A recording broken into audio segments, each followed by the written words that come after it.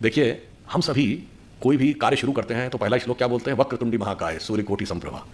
ये वक्रतुंडी ही क्यों है? किसी ने कभी ध्यान दिया कि सूर्य जो है वो मुड़ी हुई क्यों नहीं चाहिए, सीधी क्यों नहीं होनी चाहिए? उसका कारण यह है, और गणेश जी, यहां तो सबसे बड़ा गणेश जी का मंदिर है, गणेश जी के हाथी का ही सर क्यों है? कारण यह है कि हाथी के सर में और उनके एक ही दांत क्यों है? चूहे की सवारी क्यों है? उसका कारण यह है कि गणेश जी का पूरा स्वरूप हमारे अंदर की कुंडलनी जागरण की प्रक्रिया का स्वरूप है। इसीलिए सूर्ण जो है कुंडलनी का प्रतीक है। हाथी का सर इसलिए है कि हाथी के मस्तक में गजमुक्ता होती है और दो दांत की बजाय एक दांत, और एक दांत भी टूटा हुआ है। वो इसलिए वक्रतुंडी इसलिए कि जो आपकी शक्ति है, जब आप कभी ध्यान लगाते होंगे तो हमेशा वो डाउनवर्ड टेंडेंसी की तरफ होती है। आपका मन हमेशा नीचे व्यर्थ की सांसारिक चीजों की तरफ भागता है। जब आप उसको नियंत्रित करके ऊपर की तरफ कर लेंगे तब आध्यात्मिक उन्नति का मार्ग प्रशस्त होगा। इसलिए गणेश जी की सूर्ण हमेशा वक्रतुंडी यानी ऊपर की तरफ मुड़ी हुई है।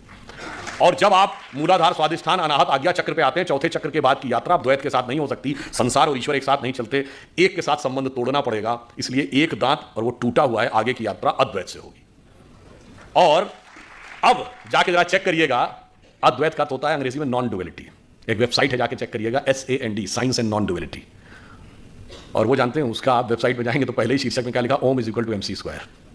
क्योंकि जब आप नॉन डुअलिटी में जाते हैं, अब यहां पे आइए, आइंस्टीन ने जो थ्योरी दी E is equal to MC square, मतलब एनर्जी मास कन्वर्जन इक्वेशन, तो नॉन डुअलिटी में सिर्फ एनर्जी है। जब आप मास में आते हैं तो दो चीजें हैं ना, मास एंड एनर्जी।